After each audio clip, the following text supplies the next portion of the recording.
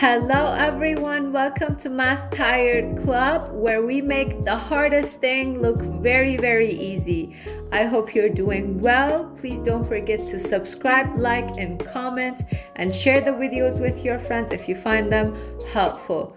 So in today's video, we're going to talk about factoring four-term polynomials by grouping. So as an example, so let me just write the title first.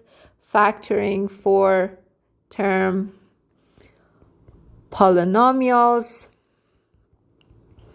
by grouping. Grouping is one of the ways that we can use in order to factor trinomials and polynomials that I will have the example. This video specifically is going to talk about factoring a four-term polynomial. So as an example, I'm going to have 4n cubed plus 8n squared minus 5n minus 10.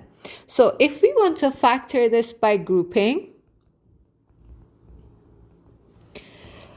the thing that we do is that first of all, you check if everything is written in standard form.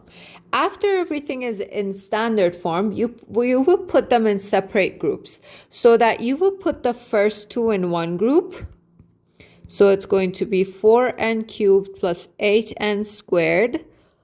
And of course, you won't forget about the fact that here you have to put the plus, because as you see, all these terms are getting added and subtracted. So if you don't put anything here, it's going to be considered as multiplication. So don't forget that. I'm going to put the plus, and then I'm going to write the rest, negative 5n minus 10. So until this part, I haven't done anything special. I just separately put these four terms in two different groups. After that, you have to find the GCF of each group separately. So you will find the GCF of each group separately. So if you look at the first group, GCF means the greatest but common factor. So first of all, I'm going to look at the numbers and I'm going to see what is the thing that they are both divisible by. It's 4. And we have 3 n's here and we have 2 n's there. How many n's common? 2. So 4n squared is going to be the GCF of the first group. And when you want to factor out the GCF, it's like you're taking it out from each number. So it's actually like I'm dividing each number here by the GCF. So I'm taking the GCF out of that number. So it's going to be n plus 2. That's going to be for this part. And then the GCF of the second group is negative 5. So I'll factor it out. So what's going to be, because the negative is common between both of them and 5 is the number that they're both divisible by. And what's going to be left is going to be n plus 2 again. And now we're going to end up with two terms here. Guys, look, the first term and the second term. What is the thing that is common in both of the terms? The thing that is common in both of the terms is going to be n plus 2. So this is the thing that, if you consider it as an apple, the apple is common between both of them. So I can factor that out too, and it's going to be considered as the GCF of the whole thing. So I'm going to be like n plus 2 as the GCF. If I take n plus 2 out of this part, if I take it out and it's going to go away, what's going to be left out of here? 4n squared. So from the first part, from the first term, 4n squared is going to be left. And if I take n plus 2 and if I divide this term by n plus 2 and if I take it out, what's going to be left? Negative 5. And if I want to check my answer, I can just multiply this back to this and I'm going to get the same thing as I had over here. I'm going to do another example. Look at this one. So it is 12p to the power of 4 plus 10p to the power of 3 minus 36p to the power of 3, to the power of 2, sorry, minus 30p. So the very first thing that you can do in all the things that you need to factor is this, that if there is a GCF that is common between all of them. So I can factor out the GCF here, the GCF of the whole thing. They're all divisible by 2p. So that's the GCF of the whole thing, and I'm going to factor it out. So it's going to be 2p, 6p cubed plus 5p squared minus 18p minus 15. That's going to be what's left out of that one. And then I'm going to go for the grouping part. So in this part, now that I've factored out the GCF, I'm going to go for the grouping. So I'm going to go and bring this down, and I'm going to put the first two in one parentheses.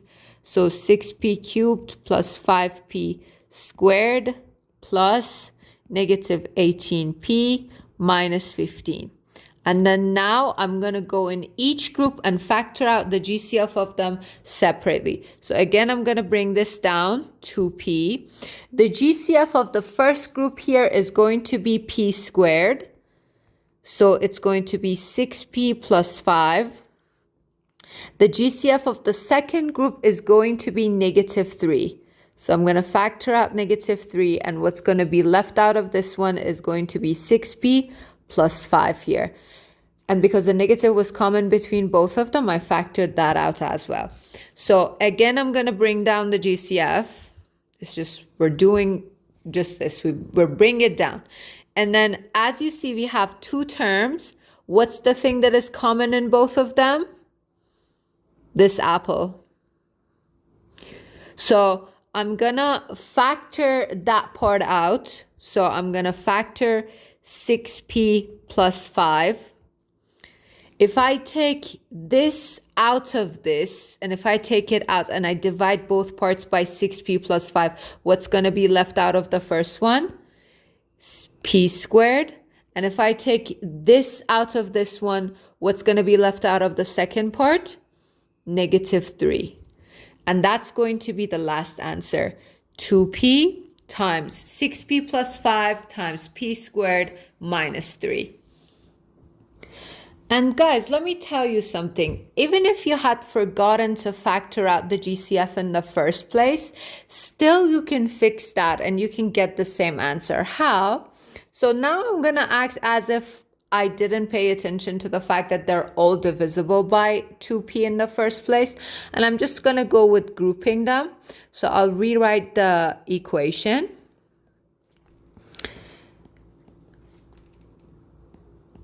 Okay, so look, imagine that I had completely forgotten about factoring out the GCF, which I don't recommend, because after factoring out the GCF, you're going to be dealing with much smaller numbers. So it's going to be 12p to the power of 4 plus 10p to the power of 3 in one group, plus negative 36p squared and minus 30p in another group. So the GCF of the first group is going to be 2p cubed.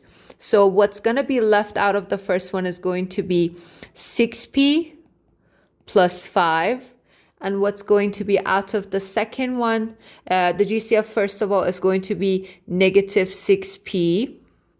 So it's going to be 6p plus 5 again. So the thing that is common in both of these is this one. So I'm going to factor that out. 6p plus 5. What's going to be left out of this one, if I take this out, is 2p cubed. So it's going to be 2p cubed. And what's going to be left out of this one, if I take this out and if I divide both parts by 6p plus 5, is going to be negative 6p. So as you see, the answers are different yet, but then I can pay attention to this parentheses and I can see that, hey, I can factor this further and I can just factor out a 2p here because they are both divisible by 2p. So what I'm going to do is that I'm going to rewrite the equation and I'm going to factor out 2p, and it's going to be 2p cubed. I'm sorry, not 2. It's going to be p squared and minus 3, because if you divide this by 2p, and if you divide this by 2p, like taking out the GCF, it's going to be that. And then you can rewrite this. Let me put the squared back. You can rewrite this in a better form and put 2p in the first place and write the rest. And as you see, you'll get the same exact answers. So I'm gonna add homework in the description box below for you to practice further. Guys, I hope that you have enjoyed this video. Don't forget to like, subscribe, and comment, and share the videos with your friends if you find them helpful. Please, if you have any questions, please leave a comment in the comment section. I'll be glad to answer all your questions. And I hope that you have learned today's lesson. Have a great, lovely day. Bye.